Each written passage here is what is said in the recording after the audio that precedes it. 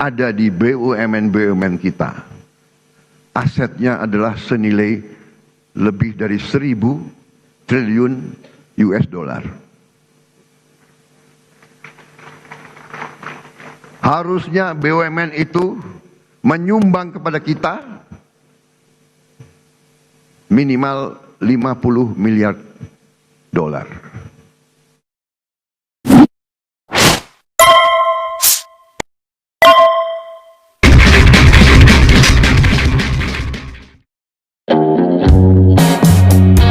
Panggung politik Indonesia memanas, bukan karena manuver partai, tapi peringatan keras dari Menteri Keuangan Purbaya Yudi Sadewa. Di tengah sorotan publik yang semakin tajam, pernyataan ini mengguncang fondasi kepercayaan terhadap stabilitas nasional. Dalam forum Kadin 2025, Purbaya menyatakan, jika ekonomi tak segera dibenahi, pemerintahan Prabowo Subianto bisa tumbang di 2026. Ia menegaskan, ancaman ini bukan sekadar isu politik, melainkan konsekuensi nyata dari kegagalan ekonomi yang dirasakan langsung oleh masyarakat. Ini bukan sekadar prediksi, tapi analisis tajam dari gejolak sosial yang baru saja reda. Gelombang demonstrasi yang sempat mereda, kini menjadi peringatan keras akan potensi ledakan sosial berikutnya. Stabilitas ekonomi kini jadi nyawa kekuasaan, bukan sekadar angka di atas kertas. Setiap fluktuasi harga dan penurunan daya beli langsung terasa di kehidupan sehari-hari rakyat. Purbaya menegaskan, legitimasi pemerintah bergantung pada kesejahteraan rakyat. Saat perut lapar, kesetiaan politik menguap. Rakyat yang merasa terabaikan akan mencari jalan keluar, bahkan jika itu berarti menuntut perubahan besar. Ancaman pergantian kekuasaan di tengah jalan kini diucapkan terbuka oleh seorang menteri. Ini menandakan betapa seriusnya situasi yang dihadapi pemerintah saat ini. Ia merujuk demonstrasi besar Agustus-September 2025 sebagai bukti nyata kekecewaan publik. Ribuan orang turun ke jalan, menuntut perubahan dan keadilan ekonomi. Rakyat turun ke jalan bukan karena hasutan, tapi tekanan hidup yang makin berat. Setiap hari, mereka berjuang memenuhi kebutuhan, sementara harapan akan perbaikan semakin menipis. Peringatan 2026 adalah cermin pengalaman pahit kesabaran publik ada batasnya. Jika pemerintah gagal merespons, sejarah bisa terulang dengan konsekuensi yang lebih besar. Pesan Purbaya, waktu untuk berbenah sangat sempit. Krisis ekonomi bisa berubah jadi krisis politik. Pemerintah harus bergerak cepat, sebelum kepercayaan publik benar-benar hilang. Kini, semua mata tertuju pada langkah pemerintah agar ancaman 2026 tak jadi kenyataan. Masa depan bangsa dipertaruhkan, dan keputusan hari ini akan menentukan arah Indonesia ke depan. Siapa sebenarnya Purbaya Yudi Sadewa, sosok yang kini menjadi sorotan publik dan media? Namanya mungkin belum sepopuler para politisi senior, tapi perannya kini sangat krusial dalam menentukan arah keuangan negara. Ia adalah teknokrat murni yang kini menjadi kunci di kabinet Prabowo. Diangkat sebagai Menteri Keuangan di tengah puncak demonstrasi besar, Purbaya bukanlah politisi, melainkan seorang ahli ekonomi dan investasi yang telah lama berkecimpung di dunia keuangan nasional. Pengalamannya sebagai ketua LPS memberinya pemahaman mendalam soal stabilitas keuangan nasional. Ia terbiasa menganalisis risiko, membaca data ekonomi secara tajam, dan merancang kebijakan berbasis fakta, bukan kepentingan politik. Reputasinya sebagai pengambil keputusan yang rasional, membuatnya dipercaya banyak pihak. Penunjukan Purbaya adalah langkah strategis. Presiden membutuhkan figur kredibel di mata pasar, pelaku usaha, dan publik luas. Tugasnya sangat berat, memadamkan krisis kepercayaan, menstabilkan ekonomi, dan membangun fondasi pemulihan jangka panjang di tengah tekanan global.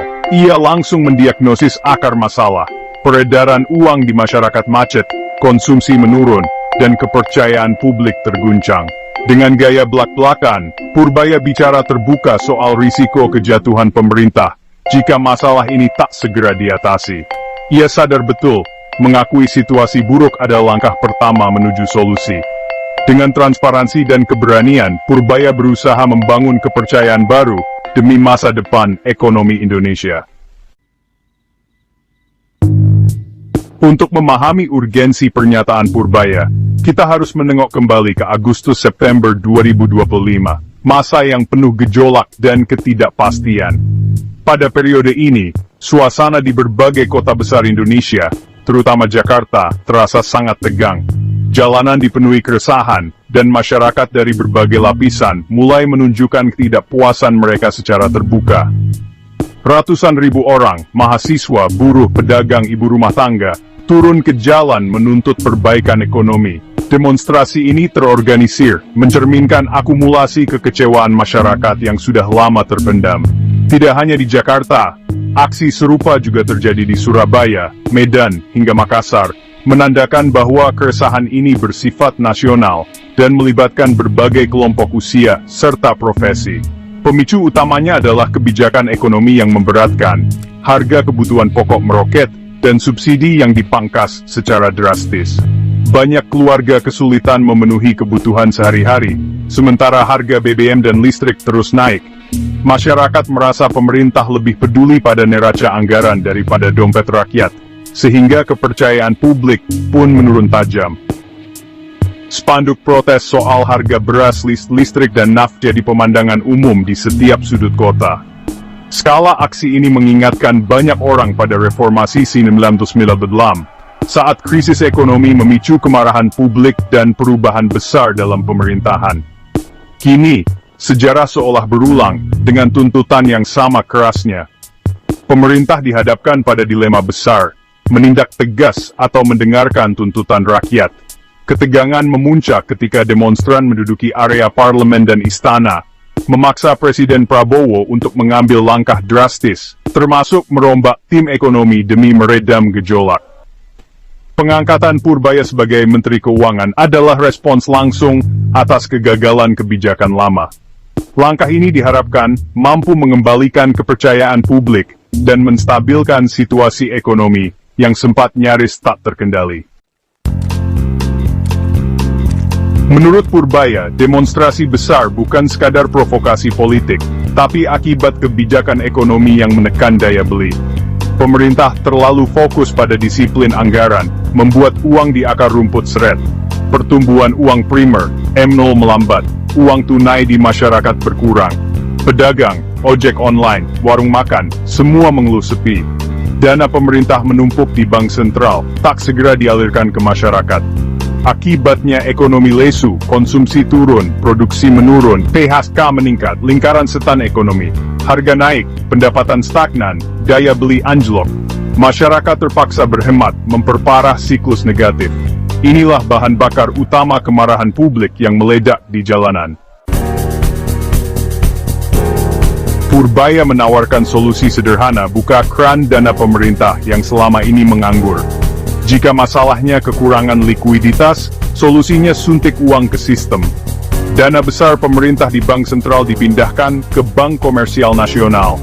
Bank-bank didorong menyalurkan kredit ke dunia usaha, terutama UMKM.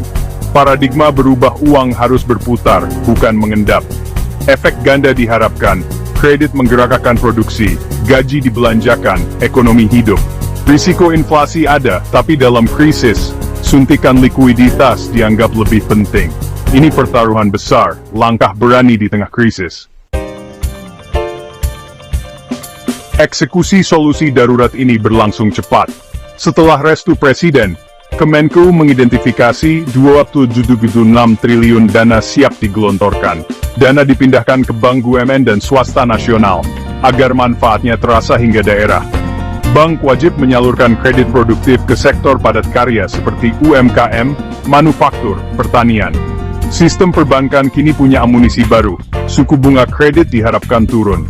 Pemerintah pastikan pengawasan ketat agar dana benar-benar sampai ke sektor real. Operasi penyelamatan ini terukur, kecepatan, ketepatan sasaran, dan akuntabilitas jadi kunci. Kebijakan fiskal dan moneter drastis mulai membuahkan hasil. Pertumbuhan uang primer, M melonjak, pasar dan warung kembali bergairah. Intensitas demonstrasi menurun drastis, jalanan kembali tenang. Bukti nyata, Akar kemarahan publik memang ekonomi. Bank lebih percaya diri menyalurkan kredit, UMKM mulai bangkit. Pengusaha berani berinvestasi, lapangan kerja perlahan tumbuh. Pemulihan ekonomi masih panjang, tapi tanda-tanda kebangkitan mulai tampak. Meredam demonstrasi baru permulaan, membangun ekonomi kokoh tantangan berikutnya. Kepercayaan publik mulai pulih, harapan tumbuh, tapi situasi masih rapuh. Satu kebijakan salah bisa mengembalikan krisis kapan saja. Tahun 2025 mengajarkan stabilitas ekonomi adalah fondasi utama stabilitas politik. Pemerintah sekuat apapun bisa goyah jika gagal menjaga kesejahteraan rakyat. Legitimasi kekuasaan harus diperbarui setiap hari lewat kebijakan yang dirasakan rakyat. Data makroekonomi indah tak berarti jika realitas mikro diabaikan. Ketimpangan antara statistik dan kenyataan memicu ketidakpuasan sosial. Isu ekonomi dan ketidakadilan sosial adalah kombinasi paling berbahaya bagi kekuasaan. Pelajaran ini jadi kompas bagi Prabowo dan penerusnya. Fondasi kekuasaan adalah ekonomi yang kuat dan adil. Di akhir 2025, Indonesia di persimpangan krusial. Langkah darurat Purbaya meredakan krisis, tapi ini baru pertolongan pertama. Tantangan mengubah pemulihan jangka pendek jadi pertumbuhan berkelanjutan. Pemerintah harus menyeimbangkan stimulus ekonomi dan disiplin fiskal. Reformasi struktural di sektor real, investasi, pendidikan, dan infrastruktur jadi kunci. Suntikan dana hanyalah pereda nyeri, bukan penyembuh utama. Masa depan ekonomi dan politik Prabowo ditentukan langkah beberapa bulan ke depan. Jika momentum hilang, ancaman 2026 bisa jadi kenyataan pahit.